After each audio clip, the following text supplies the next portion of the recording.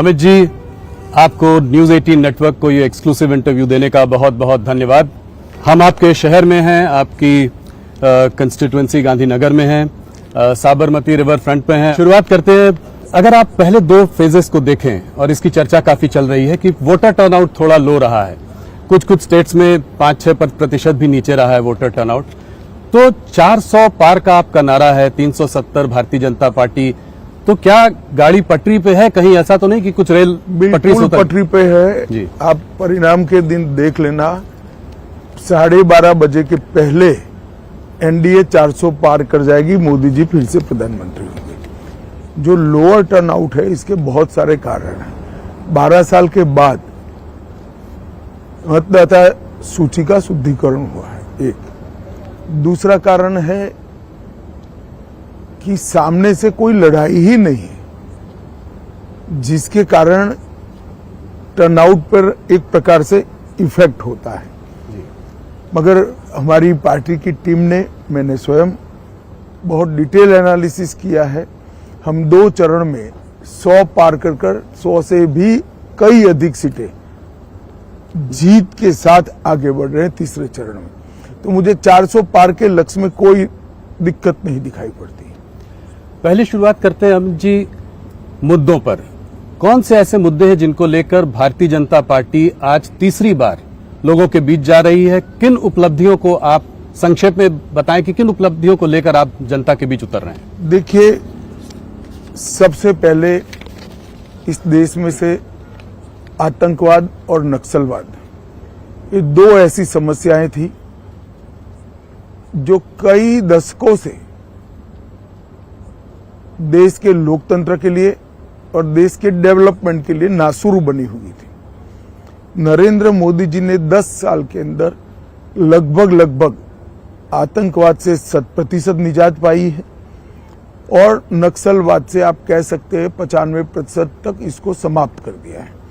आज बिहार, झारखंड, मध्य प्रदेश, उड़ीसा, तेलंगाना, आंध्र प्रदेश, महाराष्ट्र, ये 7 राज्यों में से नक्सलवाद पूर्ण रूप से समाप्त हो चुका है।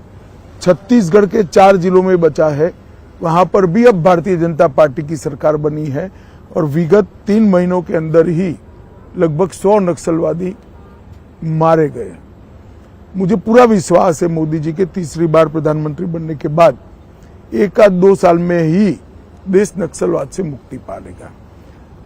दूसरा बड़ा इश्यू है, देश की इकोनॉमी सब दृष्टि से चरमराई हुई थी। पॉलिसी बनती ही नहीं थी, उत्पादन की गतिविधियां बड़ी मंद पड़ गई थी, निर्यात ओंधे मुंह गिर रहा था, देश की सारी सार्वजनिक बैंकों की बैलेंस शीट भी न बन पाए अगर सच्ची बनाने जाए, इस प्रकार की स्थिति थी। महंगाई आसमान को छू रही थी और कुल मिलाकर बजट के 16 पैरामीटर्स नेगेटिव दिखाई पड़ते थे। 10 ही साल में मोदी जी ने ये परिदृश्य को पूर्णतया बदला है। शेयर बाजार आज आसमान को छू रहा है। एफआईआई के सेलिंग के बाद भी भारतीय म्यूचुअल फंडों ने बाजार को ताकत दी है। पीएलआई स्कीम के कारण और एक मजबूत इकोसिस्टम के कारण भारत फेवरेट डेस्टिनेशन मैन्युफैक्चरिंग के लिए पूरी दुनिया में बना है जी। हमारे बच्चे स्टार्टअप हर रोज रजिस्टर कर रहे हैं, हमारी कंपनियां हर रोज पेटेंट रजिस्टर्ड कर रही हैं, ढेर सारे स्वरोजगार के अवसर पैदा हुए हैं। सभी की सभी बैंकों की बैलेंस शीट आज बहुत अच्छी बन चुकी है। इंडस्ट्रियल ग्रोथ के जितने भी पैरामीटर्स हैं वो 25 साल के टॉप मोस्ट मार्किंग पर हैं। एक्सपोर्ट रिकॉर्ड तोड़कर आगे ही बढ़ता जा रहा है। इसी प्रकार से फ्यूचर में जो कुछ क्षेत्र आने वाले 25 सालों तक दुनिया भर की इकोनॉमी को ड्राइव करने वाले हैं, वो सभी क्षेत्रों में भारत आज पायनियर बन चुका है। जैसे ग्रीन हाइड्रोजन मैन्युफैक्चरिंग थोड़े लेट है, मगर सेमीकंडक्टर जी, इलेक्ट्रिकल मोटर व्हीकल, जी बैटरी का उत्पादन, अंतरिक्ष का क्षेत्र, लेट होने के बावजूद मैं फिर से कहना चाहूंगा डिफेंस भी। इस प्रकार के कई क्षेत्रों के अंदर जो आने वाले 25 साल तक दुनिया की इकोनॉमी की दिशा और दशा तय करने वाले हैं, वहां आज भारत एक मजबूत फाउंडेशन डाल चुका है और ये फाउंडेशन पर एक बड़ी इमारत होनी है। तो इकोनॉमी भी सुधरी है, सुरक्षित भी हुआ है, देश 11वें नंबर का अर्थतंत्र था, आज 5वें नंबर का अर्थतंत्र बना है। गांव हो या शहर, जंगल हो या रेगिस्तान, सागर किनारा हो या शहर हो, हर जगह इंफ्रास्ट्रक्चर के डेवलपमेंट के काम हो रहे हैं। आज 10 लाख करोड़ का इंफ्रास्ट्रक्चर का खर्चा भारत के बजट में आम बात बन चुका है। जीएसटी कलेक्शन और डायरेक्ट टैक्स कलेक्शन अपने सारे रिकॉर्ड स्वयं ही तोड़ते जा रहे हैं। देश के अंदर सीमाओं को चौक चौबंद करने का काम भी नरेंद्र मोदी जी ने बहुत अच्छी तरीके से किया है। जनता में भारत का भविष्य उज्जवल है, इस प्रकार के विश्वास का निर्माण करने की नेतृत्व की जो जिम्मेदारी है, नरेंद्र मोदी जी को इसमें बहुत अच्छे तरीके से सफलता मिली है। जी आज पूरे 130 करोड़ लोग हम विश्व में सर्वप्रथम बन सकते हैं, ये आत्मविश्वास के साथ आगे बढ़ रहे हैं। हायर एजुकेशन हो, नई इकोनॉमी पॉलिसी हो, या फिर राम जन्मभूमि, धारा 370 हटाना, ट्रिपल तलाक समाप्त करना, यूसीसी हो, या देश के क्रिमिनल लॉ के अंदर आमूलचूल परिवर्तन करना हो, हर क्षेत्र के अंदर ये 10 साल स्वर्णिम अक्षरों से लिखे जाने वाले 10 साल। जनता भी ये फील कर रही है कि कोरोना जैसी महामारी को इतने अच्छे तरीके से लड़ा जा सका, वो केवल और केवल नरेंद्र मोदी जी का नेतृत्व है। आपकी आर्थिक और इकोनॉमिक पकड़ भी बहुत अच्छी है, आपने बहुत विस्तार से इसका जवाब दिया। मेरा एक सवाल है इससे रिलेटेड, जब ये कैंपेन की शुरुआत हुई थी पिछले कुछ महीनों से, सरकार इकोनॉमी की बात कर रही थी, डेवलपमेंट की बात कर रही थी, जो चीजें अभी आपने बताई इसकी बात करके जनता के बीच जा रही थी। पहले चरण के बाद ये देखा गया कि थोड़ा ये तुष्टीकरण की ओर मुड़ा, थोड़ा हिंदू मुसलमान हुआ। आप लोगों ने कांग्रेस के मैनिफेस्टो को अटैक किया और कहा, प्रधानमंत्री ने राजस्थान में एक रैली में कहा कि जो है कांग्रेस का मैनिफेस्टो में नक्सल, अर्बन नक्सल की महक है, इसमें माओइस्ट वो ख्याल दिखाई देता है। तो ये कहां से आया? देखिए, हमारा दायित्व है कि हमारे खिलाफ जो चुनाव लड़ रहे हैं इनकी मंशाओं को हम उजागर करें। जी, आप मुझे बताइए, इस जमाने में कोई भी पॉलिटिकल पार्टी पर्सनल लॉस की बात कर सकती है क्या? क्या देश सरिया के आधार पर चलेगा? एक और हम हमारे घोषणा पत्र के अंदर, संकल्प पत्र के अंदर कह रहे हैं कि हम यूनिफॉर्म सिविल कोड लाएंगे। कांग्रेस कह रही है हम पर्सनल लॉ को प्रमोट करेंगे। कांग्रेस पार्टी को जवाब देना चाहिए, बहुत महत्वपूर्ण मुद्दा है। तो इसीलिए आप कह रहे हैं मुस्लिम लीग की छाप है? बिल्कुल मुस्लिम लीग की छाप। यही तर्क है कि मुस्लिम लीग की छाप। आप मुझे बताइए, वो कह रहे हैं कि देश के कॉन्ट्रैक्ट्स माइनॉरिटी को प्रायोरिटी देंगे। कॉन्ट्रैक्ट्स फर्स्ट लोएस्ट कौन है, पास्ट परफॉर्मेंस क्या है, काम करने की क्षमता है या नहीं है, इसके आधार पर निर्धारित होंगे या कॉन्ट्रैक्टर के धर्म के आधार पर निर्धारित? किस तरह से देश चलाना चाहते हैं? देश की जनता को इसको सोचना पड़ेगा। बहुत समय के बाद देश तुष्टीकरण की राजनीति से नरेंद्र मोदी जी बाहर निकाल कर रहा है, ये फिर से उसी दिशा में ले जा रहे हैं, क्योंकि कांग्रेस जीतने का आत्मविश्वास गंवा चुकी है। प्रधानमंत्री जी ने उस रैली में यह भी कहा कि सबकी जमा पूंजी को चेक करके वेल्थ को रीडिस्ट्रीब्यूट किया जाएगा और वेल्थ रीडिस्ट्रीब्यूट करके मुसलमानों और घुसपैठियों को दिया जाएगा। ये कहां से आता है?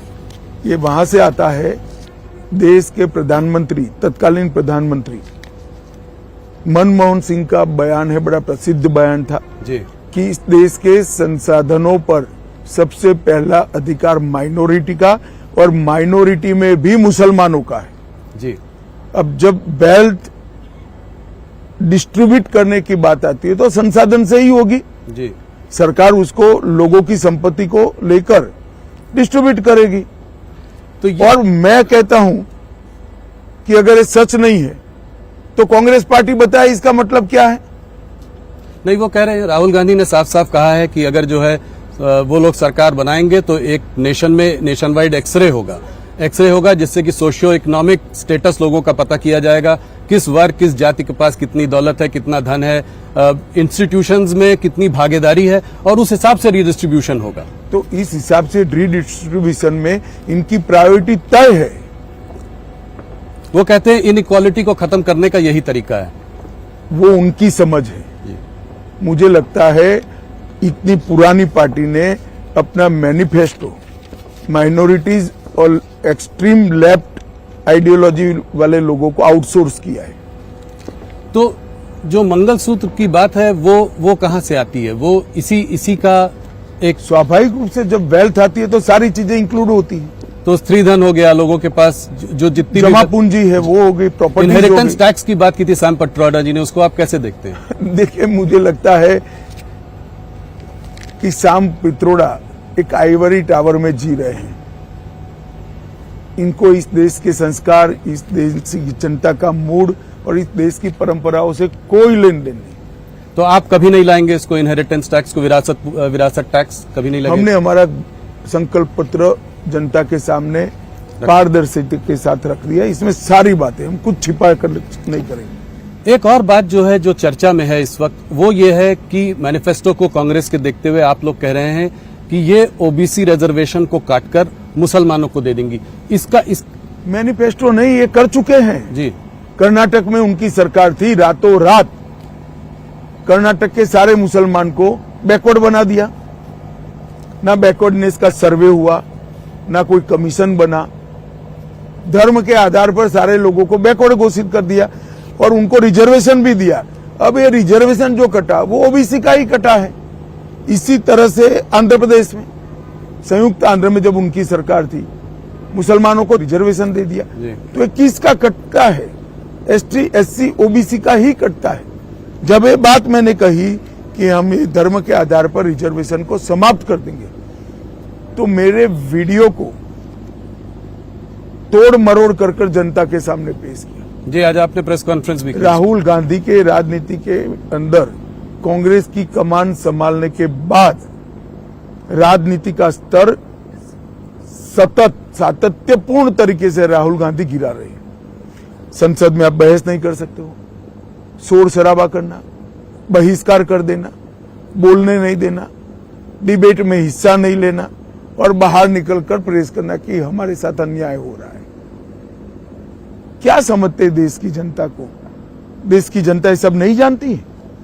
देश की जनता ये सब चीजें बहुत अच्छे तरीके से जानती है। लोकतंत्र में हेल्दी डिबेट होनी चाहिए और आप लोग भी उनको कुछ नहीं पूछते हो जी। आप लोगों को भी पूछना चाहिए, मगर आप लोग सवाल हमें ही पूछते हो, उनको नहीं पूछते हैं।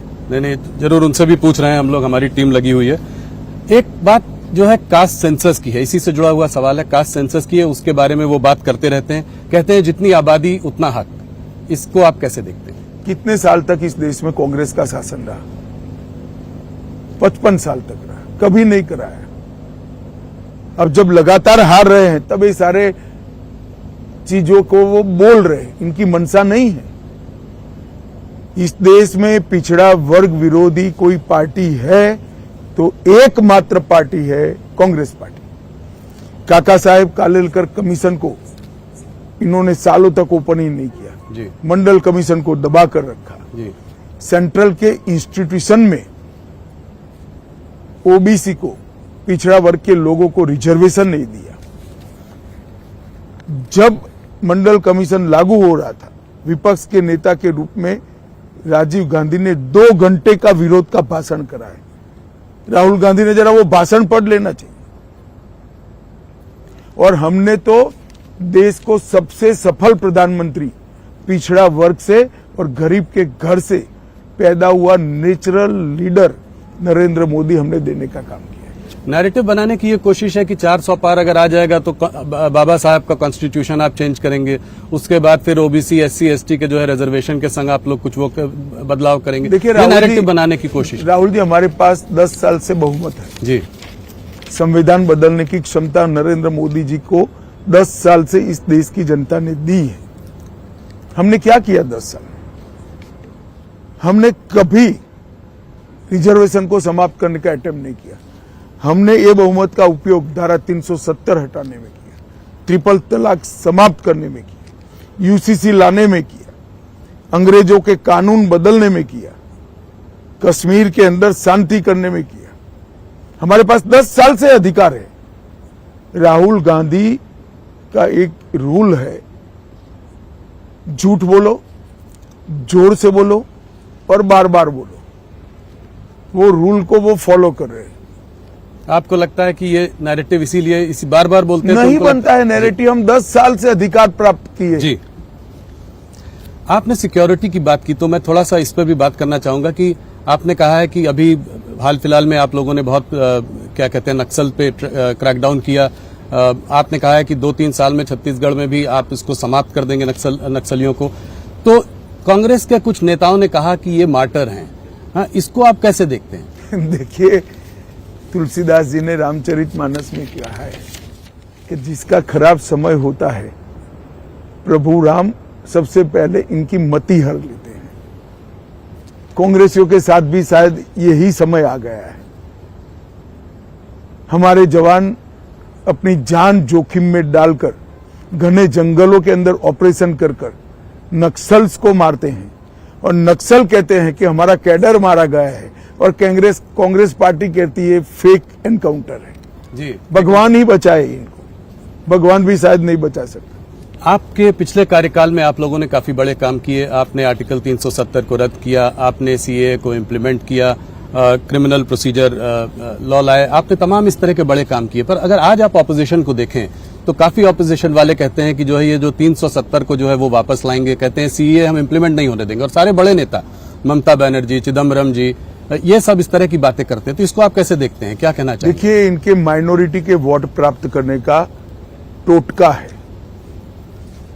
उनको न सत्ता में आना है, न 370 को वापिस आना है, न उनको सत्ता में आना है, न सीएए रद्द होना है। उनको भी मालूम है, मगर वो माइनॉरिटी अपीसमेंट कर माइनॉरिटी के वोट अंकित करना चाहते हैं। एकमात्र कारण से झूठ फैला रहे हैं।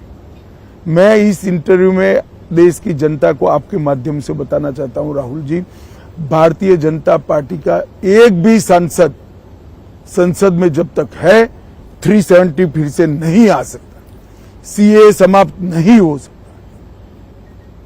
अब ये इतिहास का हिस्सा बन चुका है 370 और सीएए वास्तविकता बन चुका है। सिर्फ आपने इसको जल्दीबाजी में इम्प्लीमेंट कर दिया कि इससे कुछ नागरिकता भी लोगों को मिलेगी? और ये कब तक पॉसिबल होगा, इसका क्या टाइम फ्रेम है? देखिए, एप्लीकेशन आना शुरू हो गया है, रूल्स के हिसाब से इसकी स्क्रूटिनी हो रही है। मुझे लगता है चुनाव के पहले ही, मतलब अंतिम मतदान के पहले ही नागरिकता देने की शुरुआत हो जाएगी। आप लोग, Amit ji, uniform civil code की बात कर रहे हैं, कांग्रेस जो है पर्सनल लॉस की बात कर रहा है। इसको आप कैसे देखते हैं? ये वोट कहीं ना कहीं आप लोग अपना अपना वोट साध रहे हैं। अपना अपना वोट नहीं, यूनिफॉर्म सिविल कोड हमारे संविधान का मैंडेट है जी। गाइडिंग प्रिंसिपल्स जो है, हमारे मार्गदर्शक सिद्धांत जो संविधान ने हमारे लिए बनाए, उसमें लिखा गया है कि देश के विधानमंडल और देश की संसद ने उचित समय पर यह प्रयास करना होगा कि इस देश में यूनिफॉर्म सिविल कोड लागू हो। मुझे लगता है उचित समय आ गया है और यह आज से हम नहीं कह रहे हैं जी। हमारी पार्टी बनी इसके पहले घोषणा पत्र में था कि देश में धर्म के आधार पर कानून नहीं होना चाहिए, यूनिफॉर्म सिविल कोड होना चाहिए। अगर ये देश पंथ निरपेक्ष है तो धर्म के आधार पर कानून कैसे हो सकते हैं? जी, नहीं होने चाहिए। सलमान खुर्शीद जी ने अभी कुछ दिनों पहले, उनका स्टेटमेंट जो है वायरल हो रहा है, वो ये कह रहे थे कि यूपीए 1 और यूपीए 2 की गवर्नमेंट जो बनी वो सिर्फ इस वजह से बनी क्योंकि it could claw back enlightened Muslim into its fold, Congress could claw them back into their fold. इसको आप कैसे देखते हैं? इसके आधार पर ही शायद उनका घोषणा पत्र बना है। सलमान खुर्शीद जी ने घोषणा पत्र ऐसा क्यों बना, इसका रहस्य ही खोल दिया है। वो फिर से करना चाहते हैं, मगर उनको मालूम नहीं है देश की जनता जागरूक हो गई है। आपकी अपीसमेंट की पॉलिसी अब इसलिए सफल नहीं होगी कि एक अपीसमेंट जब आप करते हो तो दूसरा वर्ग जागृति के साथ काउंटर प्रोडक्टिव रूप से लामबंद होता है। जी। अब ये सफल नहीं होंगे। इधर बीच घुसपैठियों की बात हो रही है। आपने सीए इम्प्लीमेंट किया, मैनिफेस्टो में एनआरसी की कोई चर्चा नहीं है, ऐसा क्यों? देखिए, सीए का इम्प्लीमेंटेशन कोविड के कारण लेट हुआ है और हम मानते हैं कि पहले सीए को जमीन पर उतारना चाहिए। वो प्रक्रिया अब चल रही है और जहां तक घुसपैठ का सवाल है, अब देश के एक ही राज्य से घुसपैठ हो रही है, बंगाल से। जी। क्योंकि ममता बनर्जी की सरकार का उस पर वृहद हस्त है। वो घुसपैठियों में अपनी वोट बैंक दिख रही है। उनको घुसपैठ में राष्ट्रीय सुरक्षा खतरे में है, वो नहीं दिखाई पड़ता है। उनको लगता है कि मेरे वोट बढ़ रहे हैं। न केवल बंगाल, समग्र देश के लिए ये बहुत खतरनाक सोच है। मैं बंगाल की जनता को हृदय से अपील करना चाहता हूं कि इस बार भारतीय जनता पार्टी को सफल बनाइए, इसके बाद वहां भाजपा सरकार बनाइए। हम ऐसी बॉर्डर बनाएंगे कि परिंदा भी पैर नहीं मार पाएगा। इसीलिए सीए का दमखम से वो विरोध भी कर रही हैं। वो इसीलिए वो कर रही है। वो कह रही हैं कि जो है हम सीए कभी इम्प्लीमेंट नहीं होने देंगे। उनको मालूम नहीं है नागरिकता सेंट्रल सब्जेक्ट है, इसमें स्टेट को कुछ करना ही नहीं है। शायद मालूम है, मगर माइनॉरिटी को गुमराह करने के लिए वो बोल रही। अमित जी, 22 जनवरी को राम मंदिर में प्राण प्रतिष्ठा हुई, ये आपका एक बहुत बड़ा वादा था जो आपने निभाया, मगर ऑपोजिशन ये कहती है कि आज इस चुनाव में आप राम के नाम पर वोट मांग रहे हैं। देखिए, राम के नाम पर तो वोट तब मिलता था जब मंदिर नहीं बना था और हम कहते थे हम बनाएंगे। हमने तो वोट लेने का कारण ही समाप्त कर दिया। ऑपोजिशन को चिंता इसलिए है और पूरा देश उनसे नाराज इसलिए है कि जब राम मंदिर बना, शांतिपूर्वक तरीके से बना, संवैधानिक रूप से बना और प्राण प्रतिष्ठा हो रही थी, इन्होंने प्राण प्रतिष्ठा का बहिष्कार किया। माइनॉरिटी के डर से वो प्रभु श्री राम की प्राण प्रतिष्ठा में नहीं गए, इसलिए पूरा देश उनसे नाराज है। हमने कभी ये नहीं कहा कि राम मंदिर बनाया इसलिए हमें वोट दीजिए, मगर पूरे देश की जनता जानती है 70 साल से ये लोग अटका कर रखे थे। मोदी जी ने 5 ही साल में केस भी जीता, भूमि पूजन भी किया और प्राण प्रतिष्ठा भी कर दी, और आज भव्य राम मंदिर समग्र देश को आह्लादित करने वाला राम मंदिर बना है। अमित जी, एक आखिरी सवाल, हिंदू मुसलमान की जो चर्चा रही उस पर मुझे आपसे पूछना है। प्रधानमंत्री ने पिछले साल, 1 साल पहले पासमानदा मुसलमानों को एक आउटरीच भी किया, उनके बारे में बातचीत भी की, उनके बारे में वो सोचते भी काफी हैं।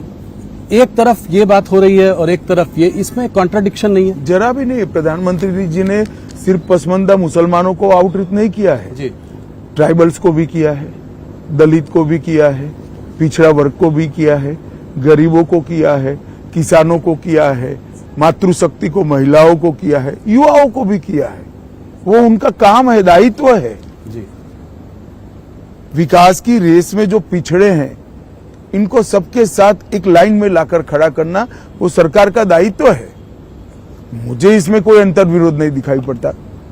माहौल चुनाव का है और आप हमारे साथ हैं। आपके प्रेडिक्शंस जो है, बहुत दिनों तक बात करते हैं लोग कि अमित जी ने पहले ये बोला था, ये सही हुआ। तो कुछ स्टेट्स पर जाते हैं, गुजरात में हैं आपके साथ, तो गुजरात से शुरुआत करते हैं।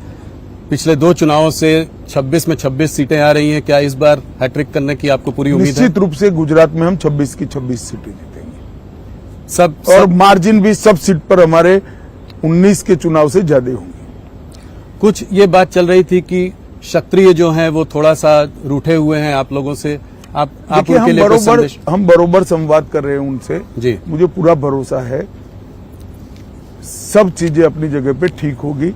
हम 26 की 26 सीटें भी जीतेंगे और हमारे मार्जिन्स में भी बढ़ोतरी होगी। कर्नाटका की ओर चलते हैं। कर्नाटक का चुनाव आपके लिए बहुत अहम है। पिछली बार आप लोगों की वहां बड़ी जीत हुई थी। स्टेट असेंबली इलेक्शंस में आपकी हार भी हुई है हाल फिलहाल में। तो ऐसे में आप कर्नाटका को कैसे देखते हैं? खास करके अभी एक बहुत देवन्ना जी का एक आज आपने उस पर प्रेस कॉन्फ्रेंस में आपने बयान भी दिया है।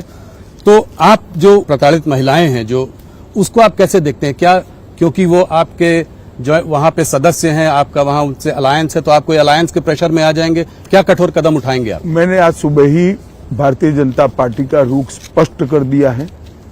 कठोर से कठोर कदम उठाने चाहिए, मगर प्रियंका जी और राहुल जी ये कह रहे कदम क्यों उठाए नहीं जा रहे हैं। शायद उनको मालूम ही नहीं है पोजीशन। स्टेट का law and order state government को संभालना होता है और वहां उनकी सरकार है। कदम उनको उठाना है, हमें नहीं उठाना है जी।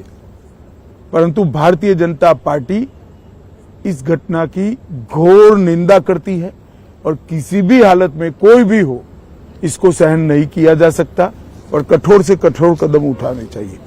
और भारत सरकार के विमेन कमीशन ने आज कर्नाटक स्टेट गवर्नमेंट को नोटिस भी निकाल दिया है। तो अलायंस का कोई प्रेशर नहीं है, कोई उसके दबाव में आप कभी नहीं आएंगे इस मामले में? न हम पर दबाव है, न हम दबाव में आएंगे। एक और कांड हुआ था, नेहा हिरामत वाला किस्सा, जिसको कि एक लव जिहाद का कलर मिला है। कलर नहीं भाई जी, ये पक्का मामला ही लव जिहाद का है। यही मैं आपसे जानना चाहता था, इस पर अगर आप कुछ बता सके, क्योंकि सीएम और होम मिनिस्टर ने कहा ये पर्सनल मामला है। वो अपनी माइनॉरिटी वोट बैंक के कारण ऐसा कह रहे हैं। मुझे एक बात बताइए, बच्ची को, किसी भी बच्ची को कॉलेज में सुरक्षा कैंपस में मिलनी चाहिए या नहीं मिलनी चाहिए? जी।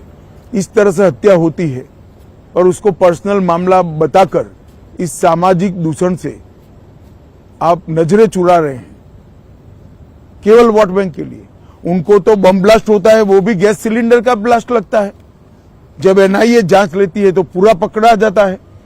बेंगलुरु में 10 साल से बम ब्लास्ट नहीं हुए थे। इनकी सरकार आई, एसडीपीआई का समर्थन लिया और अब बम ब्लास्ट होने लगे। अपनी वोट बैंक की पॉलिटिक्स के कारण कितने नीचे जाएंगे। देश की सुरक्षा, बेंगलुरु की सुरक्षा, कर्नाटक की सुरक्षा, इसको भी कांग्रेस पार्टी ताक पर रख रही है। ऐसे माहौल में जिसके बारे में हम लोगों ने अभी चर्चा की, कितनी सीटें देते हैं आप कर्नाटक में भारतीय जनता पार्टी और उसके गठबंधन को? देखिए, अभी एक चुनाव होना बाकी है जी, मगर मुझे लगता है कि कमोबेश हम हमारी पोजीशन को बरकरार रखेंगे। जितनी सीटें पहली थी उतनी ही आपकी इस बार भी रहेंगी। तो ये तो मतलब बड़ा बयान है आपका। महाराष्ट्र की ओर चलते हैं। महाराष्ट्र में एक अमित जी अजीब सी खिचड़ी बनी हुई है। दो दल टूटे हैं, एक टुकड़ा आपके साथ है, एक टुकड़ा उधर है। ये कहता है हमारा ओरिजिनल है, वो कहता है हमारा ओरिजिनल टुकड़ा है। मगर ऐसे में क्या आपको लगता है कि उद्धव और शरद पवार जी के लिए कुछ सिंपैथी वगैरह थोड़ी वहां हो सकती है? देखिए, महाराष्ट्र की जनता मोदी जी के साथ है जी। जो जो मोदी जी के साथ है उसको वोट मिलेगा, क्योंकि ये चुनाव देश का प्रधानमंत्री कौन बने इस पर लड़ा जा रहा है। दो खेमे स्पष्ट है, एक और नरेंद्र मोदी जी के नेतृत्व में एनडीए है, एक राहुल बाबा और शरद पवार, ममता जी, स्टालिन, तेजस्वी यादव, लालू यादव, इनके नेतृत्व में इंडिया अलायंस है जिसका कोई नेता ही नहीं। अब देश की जनता ने तय करना है कि किस व्यक्ति को चुनना है। एक और 12 लाख करोड़ के घपले घोटाले भ्रष्टाचार करने वाला इंडिया अलायंस है। दूसरी ओर 23 साल मुख्यमंत्री और प्रधानमंत्री रहने के बावजूद भी 25 पैसे का जिस पर आरोप नहीं लगा, ऐसे नरेंद्र मोदी है। एक और गर्मी आते ही छुट्टी पर जाने वाला दल है, विदेश में छुट्टी पर जाने वाला, क्योंकि यहां गर्मी बहुत ज्यादा होती है। और दूसरी ओर 23 साल तक दीपावली के दिन भी छुट्टी न लेकर सरहद पर जवानों के साथ दीपावली मनाने वाले नरेंद्र मोदी है। एक और अपने बेटे, बेटी, भतीजे, बहुओं के लिए काम करने वाले राजनीतिक दल है। दूसरी ओर देश के गरीब, महिला, किसान, युवा के लिए काम करने वाले नरेंद्र मोदी है। तो देश की जनता ने तय करना है कि देश को सुरक्षित करने वाला व्यक्ति चाहिए या वोट बैंक के लिए देश को सुरक्षा को ताक पर रखने वाले वोट चाहिए। देश के अर्थतंत्र को बढ़ाने वाला व्यक्ति चाहिए या अर्थतंत्र को डुबोने वाला ग्रुप चाहिए। देश की जनता ने, राहुल जी, फैसला कर लिया है देश की जनता नरेंद्र मोदी जी के साथ है और जो दल मोदी जी के साथ है उसको वोट देगी। ये चुनाव मोदी जी के प्रधानमंत्री बनाने का चुनाव। 41 सीटें थी आपकी पिछली बार गठबंधन की, इस बार आप नतीजे आने दीजिए, आप चौंक जाएंगे, वहीं से 400 होता है। तो महाराष्ट्र से आपको पूरी उम्मीद है कि 41 से पक्का हम देखिए आंकड़ा 41 का 40 हो जाए या 42 हो जाए, कमोबेश यही परिणाम रहेगा। महाराष्ट्र, मध्य प्रदेश, उत्तराखंड, जम्मू कश्मीर, दिल्ली, गुजरात, कर्नाटक हम 100% रिपीट करेंगे। उत्तर प्रदेश हम 5 से 7 सीट की बढ़ोतरी करेंगे। ओडिशा हम 16 के आसपास जा सकते हैं और 16 और आसाम में भी 12 के ऊपर चले जाएंगे, 12 भी हो सकती है। बंगाल हम कम से कम 30 सीट जीतेंगे। पिछली बार आपने मुझसे 25 कहा था इंटरव्यू में, 30 ये तो हम जोड़कर अब निकाल ही सकते हैं कि कितना होगा, 370 होगा कि नहीं। आपने सारे आंकड़े दे दिए हैं। उड़ीसा में दोस्त न रहा, आप लोगों के रास्ते अलग हैं। वहां पे कल मैं प्रधानमंत्री को जब इंटरव्यू कर रहा था तो उन्होंने कहा कि ये उड़ीसा की अस्मिता का पर सवाल है इस बार, तो आप इसको कैसे देखते हैं? उड़ीसा में क्या हो रहा है? देखिए मेरा स्पष्ट मानना है कि ओडिशा विकास के मामले में पिछड़ता जा रहा है। इसके साथ साथ ओडिशा की भाषा, ओडिशा की संस्कृति, ओडिशा का पहनावा, इसकी गरिमा पर भी गंभीर रूप से चोट हो रही है। और भारतीय जनता पार्टी मानती है कि किसी भी राज्य की भाषा, संस्कृति के साथ खिलवाड़ नहीं होना चाहिए। हर राज्य का विकास अपनी संभावनाओं की सबसे ज्यादा संभावनाओं का दोहन करते हुए होना चाहिए, जो ओडिशा में नहीं हो रहा है। इसलिए हमने निर्णय किया है कि हम अलग लड़ेंगे। मुझे पूरा विश्वास है कि इस बार ओडिशा की जनता मोदी जी के नेतृत्व में भारतीय जनता पार्टी को आशीर्वाद देगी। आपने बड़ा नंबर दिया लोकसभा चुनाव के लिए, राज्यसभा के चुनाव को आप कैसे देख रहे हैं? देखिए इसका असेसमेंट अभी चुनाव की काफी देर है। प्रत्याशियों की घोषणा दोनों ओर से बहुत लेट हुई है।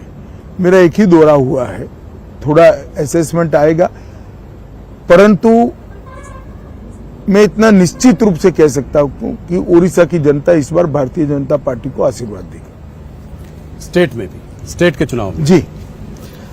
उत्तर प्रदेश में आपने अभी कहा कि आप सीटें बढ़ाएंगे पिछली बार से। उत्तर प्रदेश में सीटें बढ़ाए मतलब अगर सब कुछ अच्छा रहा तो 80 की 80 हो सकती है। अरे तो बहुत ही बड़ा बयान है आपका। रिकॉर्ड 2014 का ब्रेक होगा जी, 71 और 73 हो सकता है। हम सब कुछ अच्छा रहा तो 80 की 80 भी जीत सकते। इसका मतलब आप अखिलेश को कन्नौज में हराएंगे, अखिलेश जी को, डिम्पल को मैनपुरी में हराएंगे, उनकी पूरी फैमिली फिरोजाबाद, आजमगढ़। मैंने संभावना कहा है कि हम 80 की 80 कर सकते हैं। हमारी सीटों की बढ़ोतरी होना निश्चित है। राहुल गांधी और प्रियंका गांधी जी का कभी हाँ कभी ना, कभी लड़ रहे हैं कभी नहीं लड़ रहे हैं, अभी कुछ सुनने में आ रहा है कि शायद अब नहीं लड़ रहे हैं, इसको कैसे देखते हैं आप? देखिए ये लोग आत्मविश्वास गवा बैठे हैं। अपनी पुश्तैनी सीट से भी लड़ने का आत्मविश्वास नहीं है। अगर नहीं लड़ना था तो इतने समय तक सीट क्यों पेंडिंग रखी? किसी कार्यकर्ता को दे देते तो कम से कम वो जनसंपर्क तो कर सकता था। ये कंफ्यूजन जो है कहीं न कहीं लैक ऑफ सेल्फ कॉन्फिडेंस को दिखाता है। अमित जी, अभी हम लोग कुछ दिन बिहार में थे तो वहां पे ये देखा गया है कि जो तेजस्वी और जो गठबंधन साथ में इनके साथ लड़ रहा है वो इस बार आपकी कुछ सीटों में कुशवाहा वोट काटने की कोशिश कर रहा है। कोई सवाल ही नहीं पैदा होता। तो बिहार में आप कॉन्फिडेंस है कि आप रिपीट करेंगे जिस तरह का आपका परफॉर्मेंस था? साउथ इंडिया में एक बार चलते हैं। इस बार आप लोगों ने वहां बहुत समय बिताया, प्रधानमंत्री ने वहां बहुत दौरे किए, आपने खुद पर्सनली वहां पे बहुत दौरे किए, आपने बयान भी बड़े बड़े दिए हैं। तो साउथ इंडिया, एक अगर पूरा साउथ का सीन ले लें तो अगर 129-130 सीटों में आप कितनी सीटें देखते हैं? पिछली बार आपकी कर्नाटक, साउथ के चारों राज्यों को मिलाकर हम कांग्रेस से तो आगे ही जाएंगे। कुल मिला के कितनी सीटें? क्या केरला, तमिलनाडु में खाता खुलेगा?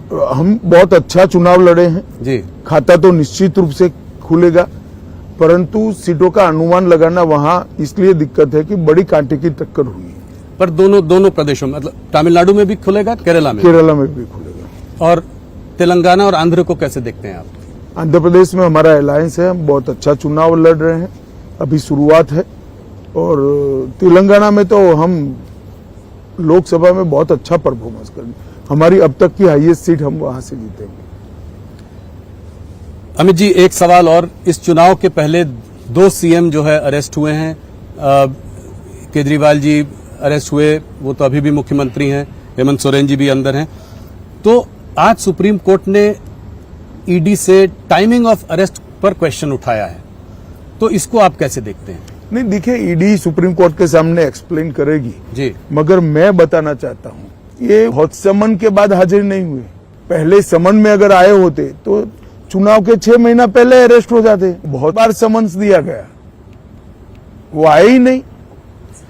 अब उनकी धर्मपत्नी सुनीता केजरीवाल जी कह रही हैं कि उनको इंसुलिन नहीं दिया जा रहा है, वहां पे उनको ठीक से रखा नहीं जा रहा है, ये उनको मारने की साजिश है। देखो भैया, जी, तिहाड़ जेल दिल्ली सरकार के अंतर्गत आता है, जिसके मुख्यमंत्री केजरीवाल जी है।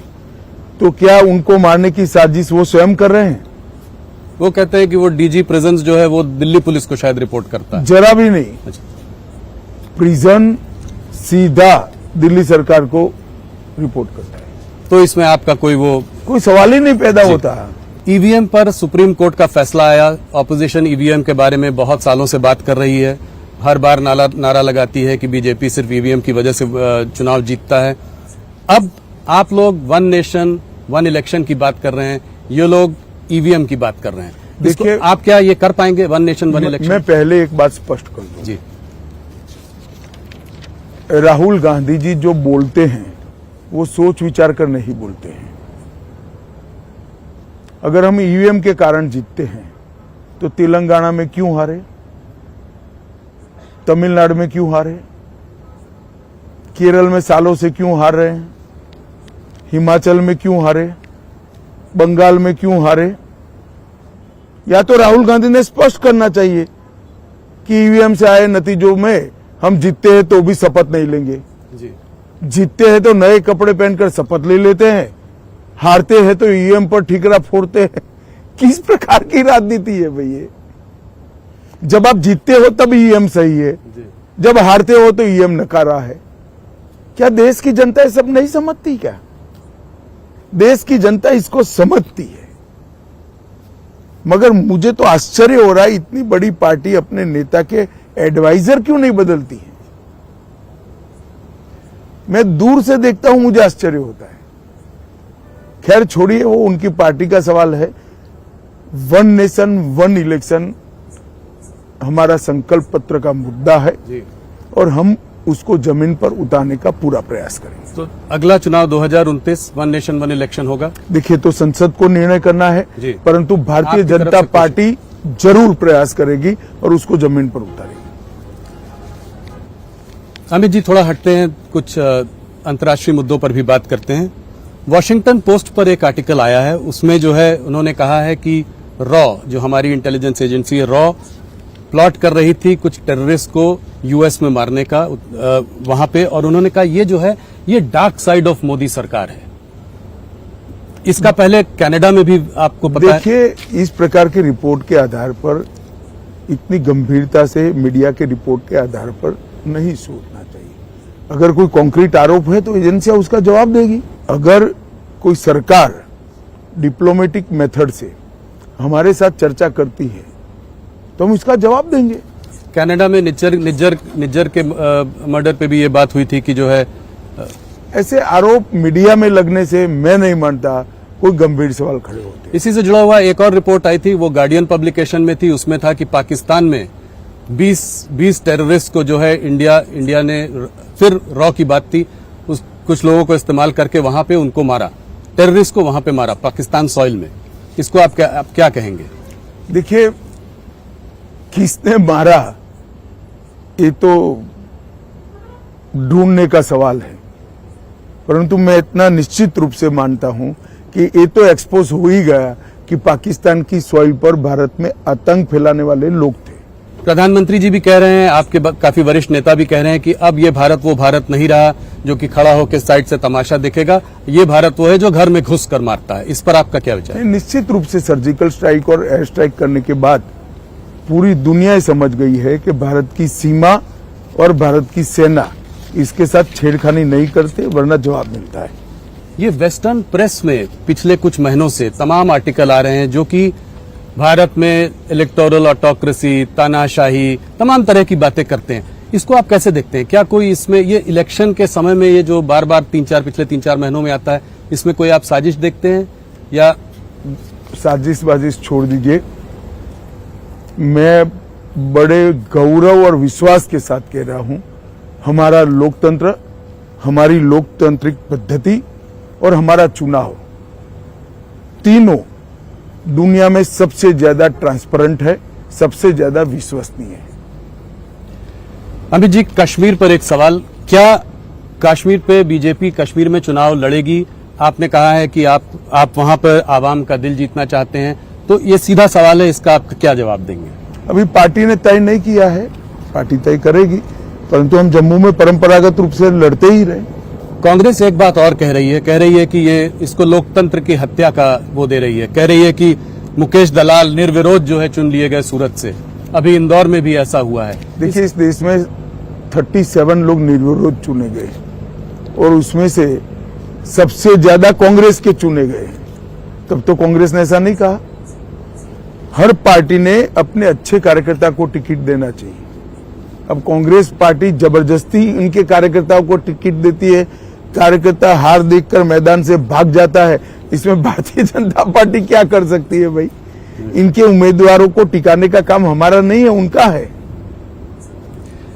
अभी एक मुद्दा और आज उठा है जो है कि कनाडा के प्रधानमंत्री जस्टिन ट्रूडो एक भारत विरोधी सभा अटेंड कर रहे थे जहां खालिस्तान के नारे लगे, प्रो खालिस्तान नारे लगे। वहां पे प्रधानमंत्री और कुछ कैबिनेट मिनिस्टर्स के जो है पोस्टर लगे जिसको कि कहा ये वांटेड हैं। हाँ, इसको आप कैसे देखते हैं? इस पे क्या कोई भारत कोई कड़ा विरोध करेगा? भारत सरकार ने वहां के राजदूत को आज सम्मन किया था जी, और उनसे एक्सप्लेनेशन भी मांगा गया है, नाराजगी भी हमारी व्यक्त की है हमने। तो इस पर और कोई कार्रवाई की अभी? इसका जवाब आने के बाद आगे बात होगी। अमित जी, आप इतना दौर कर रहे हैं, आप आज तीन अलग अलग प्रदेशों से यहाँ आए हैं, उसके बाद आपने हमको इतना समय दिया। कल भी मैंने सुना है कि 3 राज्यों में जा रहे हैं। इसको आप कैसे, इस तरह का पनिशिंग शेड्यूल कैसे मैनेज करते हैं? और ये काफी महीनों से आप कर रहे हैं। ये सालों से आदत है भाई। कार्यकर्ता था तब छोटे स्तर पर काम करता था तो भी दौरे होते थे, राज्य के होते हैं, अब देश के होते हैं। ऑपोजिशन की नींद उड़ाने में के लिए आप जाने जाते हैं, आप सो पाते हैं कि नहीं? मैं कभी नेगेटिव सोच के साथ काम नहीं करता। मैं मेरी पार्टी को जिताने के लिए काम करता हूं। हाँ, इससे किसी की नींद उड़ती है तो वो उनका प्रॉब्लम है। मेरी पार्टी को जिताना, मेरी पार्टी के लिए काम करना, ये मेरा दायित्व है और मैं उसको बहुत अच्छे तरीके से करता हूं। अमित जी, आप हमारे संग जुड़े, आपने हमारे सवालों का जवाब दिया, साबरमती तट तक आप आए और यहाँ पे आपने हमसे बातचीत की, उसके लिए आपका बहुत बहुत धन्यवाद। धन्यवाद राहुल जी।